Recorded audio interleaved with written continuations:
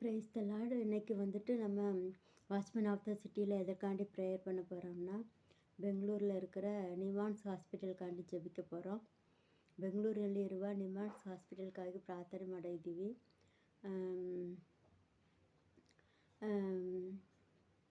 ಅಲ್ಲ அங்கே வர்ற வருவ ஒவ்வொரு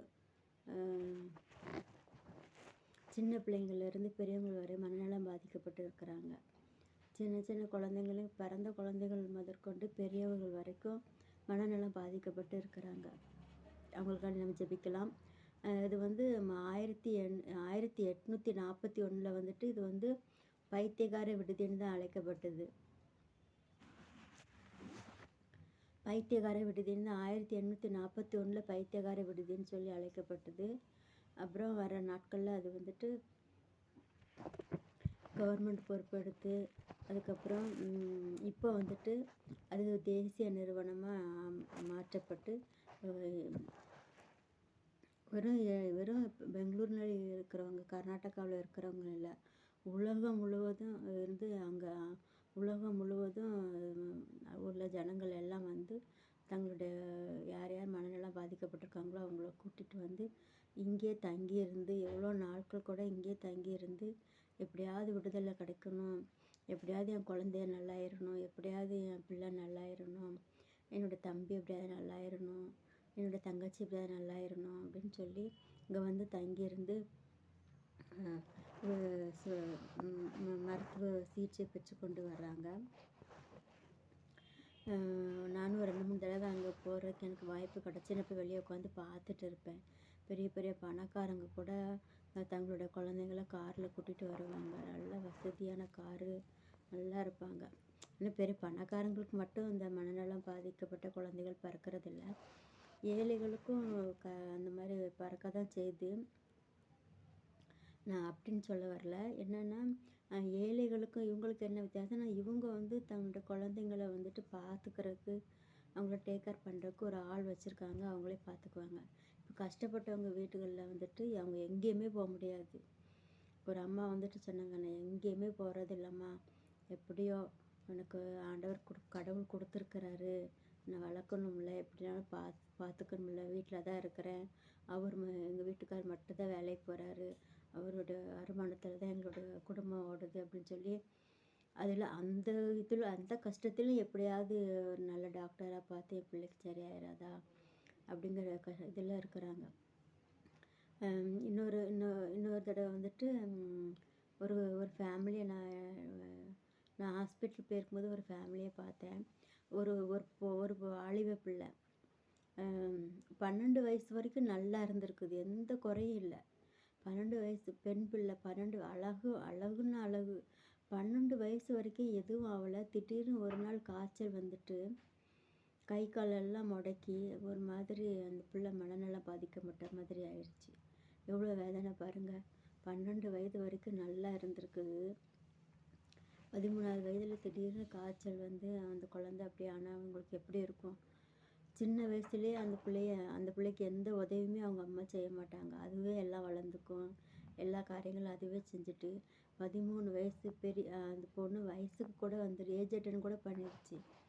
எல்லாமே அந்த அம்மா செய்ய வேண்டியது இருக்குது. இந்த பொண்ணு வந்து படுக்கையாகவே தான் இருக்குது. ஆனால் கூட அந்த அம்மா வந்துட்டு நல்லா தலை சீவி விட்டு நல்லா உடம்பெல்லாம் தொடச்சி எல்லாமே அவங்க செய்கிறாங்க. நம்ம இவங்களுக்காண்டி நம்ம ಜೆಬಿக்கலாம். ಬೆಂಗಳೂರಿನಲ್ಲಿರುವ ನಿಮ್ಹಾನ್ಸ್ ಹಾಸ್ಪಿಟಲ್ ಅಲ್ಲಿ ಬರುವ ಎಲ್ಲರಿಗೋಸ್ಕರ ಪ್ರಾರ್ಥನೆ ಮಾಡೋಣ. ದೇವರು ಅವರಿಗೆ ಬಿಡುಗಡೆ ಕೊಡಬೇಕು.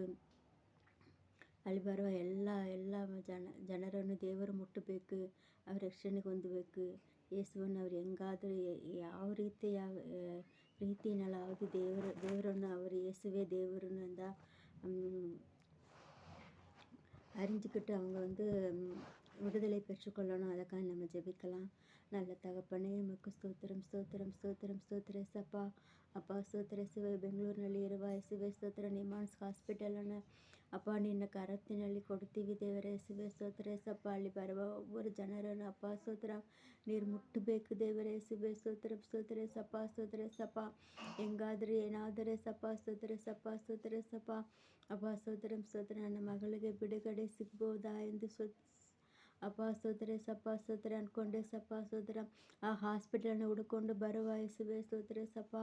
அப்பா ஸ்தோத்திர சப்பா. ஒவ்வொருத்தரையும் சப்பா ஸ்தோத்திர சப்பா. நீங்கள் தொடுங்க சப்பா. நீங்கள் விடுதலை கொடுங்க சப்பா. உங்களுடைய வாழ்க்கையில் அற்புதங்களை செய்யுங்க சப்பா. நீரே மெய்யான தேவன் என்பதை அவர்கள் அறிந்து கொள்ளட்டும் சப்பா. ஸ்தோத்திர சப்பா ஸ்தோத்திர சப்பா. ஒவ்வொரு நாள் ஏசப்பா ஸ்தோத்திர சப்பா வேதனையோடு கண்ணீரோடு தங்களுடைய காலத்தை கழிக்கிற சப்பா. ஒவ்வொரு பேரண்ட்ஸையும் அப்பா நீர் தொடும்படிக்காய் ஜெபிக்கிற சப்பா ஸ்தோத்திர சப்பா. உங்களுடைய வாழ்க்கையில் அற்புதங்களை செய்யுங்க சப்பா ஸ்தோத்திர சப்பா. அப்பா மனநலம் பாதிக்கப்பட்ட அந்த குழந்தைகளோட சப்பா ஸ்தோத்திர நரம்புகளை தொடுங்க சப்பா.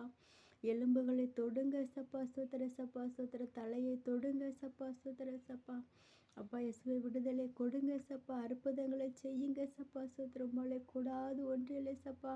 குமாரன் விடுதலை ஆக்கினால் மெய்யாகவே விடுதலை உண்டு என்று சொல்லி சப்பா ஸ்தோத்திர ஸ்தோத்திர சப்பா. நம்முடைய வேதம் இப்படியா சொல்கிறதே சப்பா. அப்பா நீர் விடுவிக்கும்படிக்காய் ஜெபிக்கிறோம். நீர் விடுவிக்கும்படிக்காய் ஜெபிக்கிறோம். நீங்கள் விடுவீங்க சப்பா ஸ்தோத்திரம். தொடுவீராக சப்பா ஸ்தோத்திர சப்பா. அப்பா மாத கணக்காக சப்பா அந்த ஹாஸ்பிட்டல்ல தங்கி இருந்தே சப்பா. எப்படியாவது விடுதலையோடு போகணும் சப்பா. என் பிள்ளை நல்லாயிட்டா போதும் கடவுளே என்று சொல்லி சப்பா. யார் யாரெல்லாம் கூப்பிடுறாங்களோ சப்பா அவர்களுக்கு நீங்கள் செவி கொடுங்க சப்பா.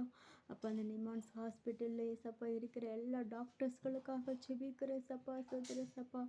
அப்போ அவனுடைய வல்லமையில கரை சப்பா சோதர சப்பா. அந்த பிள்ளைகளோடு இருக்கட்டும் சப்பா சோதர. அவர்களுக்கு வேண்டிய ஞானம் அறிவு புத்தியை கொடுங்க சப்பா சோதர சப்பா. அற்புதங்களை செய்யுங்க சப்பா சோதர சப்பா. அப்பா இயேசுவே ஸ்தோத்திர சப்பா. அந்த இடங்களில் யார் யாரெல்லாம் போய் சப்பா ஸ்தோத்திரம் உம்மை பற்றி அறிவிக்கிறாங்களோ அவர்கள் உம்மை ஏற்றுக்கொண்டு விசுவாசித்தே சப்பா அற்புதத்தை பெற்றுக்கொள்ள கிருபை கொடுங்க சப்பா ஸ்தோத்திர சப்பா. இயேசுவே ஸ்தோத்திர இயேசுவே ஸ்தோத்திர இயேசுவே ஸ்தோத்திர இயேசுவே ஸ்தோத்திர சப்பா ஸ்தோத்திர சப்பா. அப்பா அந்த பிள்ளைகளை எல்லாம் நீ சுகமாக்குங்கப்பா சுகமாக்குங்க சப்பா. அப்பா ஸ்தோத்திர சப்பா. வேலைக்கு செல்ல முடியாமல் இப்போ எந்த ஒரு நல்ல இடங்களுக்கும் எங்கேயுமே போக முடியாமல் இந்த குழந்தைகளை வைத்து கொண்டு சப்பா ஸ்தோத்திர சப்பா கஷ்டப்படுகிற ஒவ்வொருடைய தேவைகளையும் சந்திங்க சப்பா. அநேக ஏழைகளை சப்பா ஏழை தாய்மார்களே சப்பா ஸ்தோத்திர சப்பா ஸ்தோத்திர சப்பா.